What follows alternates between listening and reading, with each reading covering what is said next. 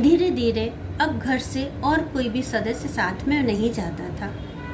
मैं और मेरे साथ के लोग जो मेरी तरह गुरुजी पर बहुत भरोसा करते थे, हम लोग साथ में जाते थे। किसी के माँ बाप या भाई बहन अब साथ में नहीं जाते थे। इसी बात का उन्होंने फ़ायदा उठाया। एक बार दुबई फेस्टिवल में अपने पूरे ग्रुप के साथ मैं डांस करने गई।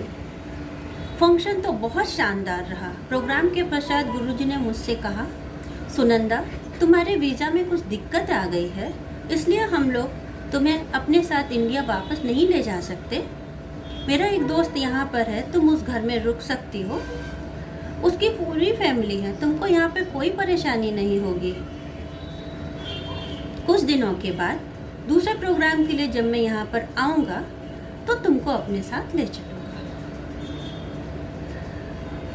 मेरे लिए अविश्वास करने जैसा कोई कारण ही नहीं था, इसलिए ना मैंने कुछ कहा और ना ही घर वालों ने कुछ कहना ज़रूरी समझा, और शायद यही मेरी ज़िंदगी की सबसे बड़ी गलती थी।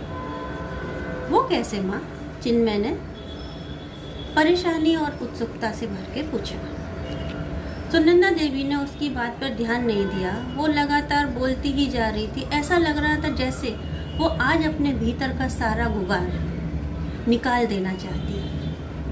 8 दिन बीत जाने के बाद भी जब गुरुजी वापस नहीं आए तो मैंने उनके खास दोस्त शेख से पूछा, गुरुजी कब तक आएंगे? आपके पास उनकी कुछ खबर आई है क्या? तो उन्होंने मुझसे जो कहा उसे सुनकर मेरे पैरों तले की ज़मीन खिसक गई। ऐसा क्या बताया? शेख ने चिन्मय ने फिर से पूछा। बेटा, उसने बताया कि गुरुजी ने मुझे उसे शेख को बेच दिया है और अब वो नहीं आने वाला। मुझे समझ में नहीं आ रहा था कि मैं किसकी बात पर यकीन करूं और किसकी नहीं, और मैं अब करूं तो करूं क्या। एक दिन मौका पाकर मैंने अपने घर पे फ़ोन करके गुरुजी की हकीकत बताई। क्योंकि वो लोग गुरुजी पर बहुत भरोसा करते थे, इसलिए उन्होंने कहा, बेटा, हम किसी की सुनी सुनाई बात पर यकीन नहीं करेंगे, हम लोग गुरुजी से मिलकर बात करेंगे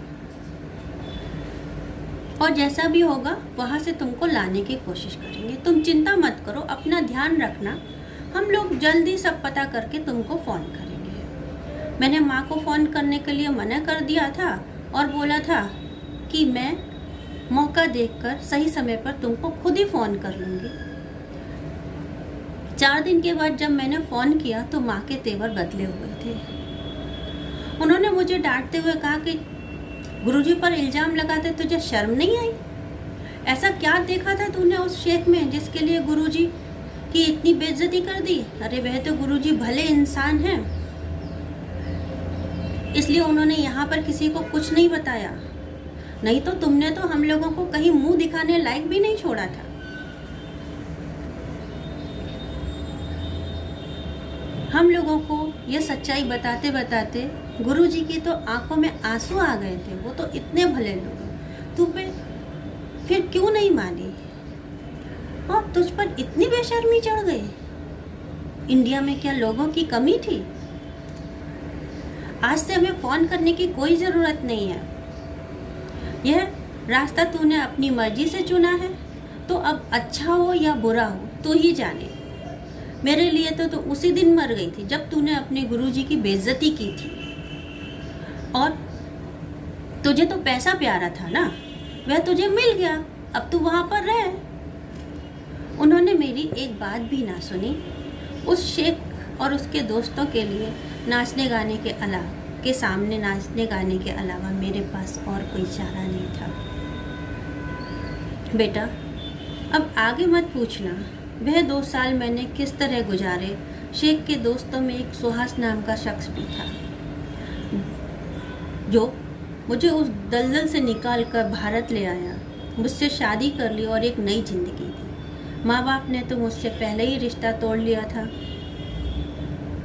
मेरे पास और कोई चारा न था, ना उनके पास जा सकती थी, ना किसी रिश्तेदार के पास। यह दोनों रास्ते बंद हो गए थे। मैं सही होकर भी गलत ठहरा दी गई थी, परंतु सुहास ने हर कदम पर मेरा साथ दिया। यह सुहास ने मेरा साथ ना दिया होता तो मैं आज भी दुबई के किसी होटल या कोठे पर नाच गा रही होती। माँ, तुमने भारत आकर उस गुरुजी के खिलाफ कोई रिपोर्ट दर्ज नहीं कराई? मेरे पास उसके पास कोई ठोस सबूत नहीं था। और बेटा, जब मेरे माँ बाप ही मुझ पर विश्वास नहीं कर पाए तो दूसरा कैसे करता? मैं गुरुजी को अच्छी तरह से जान चुकी थी कि नृत्य सिखाने के पीछे उनका मुख्य उद्देश्य लड़कियों की सप्लाई करना था। गुरुजी व शेख के बारे में बता देते तो वे मेरे घर में आकर तमाशा करते और अड़ोस पड़ोस में सबको पता चल जाता। और तुमको तो पता ही है कि यहाँ पर सारी गलती सिर्फ और सिर्फ लड़कियों की और औरतों की ही मानी जाती है। इसलिए सुहास के कहने पर ही मैंने गुरुजी या अपने माँ पापा में से किसी को कभी भी ढूंढने की कोई कोशिश नहीं की। बेटा, तुम ही बताओ, जिसका इतना बुरा अनुभव हो वह जानते बूझते अपनी पोती को इस दलदल में कैसे धकेल देगी? अपनी माँ की बातों को सुनकर चिन्मय अपने आंसू पोंछते हुए चुपचाप माँ के कमरे से बाहर निकल आया। और उस दिन से माँ के गुरुजी की खबर निकालने लगा। धीरे धीरे उसने ऐसी कई औरतों का पता लगाया जो गुरुजी की साजिश का शिकार हुई थी। उन सबको साथ लेकर तथा पुलिस के सहयोग से उसने गुरुजी के डांस एकेडमी का पर्दाफाश किया। गुरुजी को जेल हो गई। उनके किए हुए दुष्कर्मों की उनको सजा मिल गई। परंतु सुनंदा देवी अभी भी अतीत की स्मृतियों से बाहर नहीं निकल पाई है। डांस के प्रति उनका मोह जो नफरत में बदल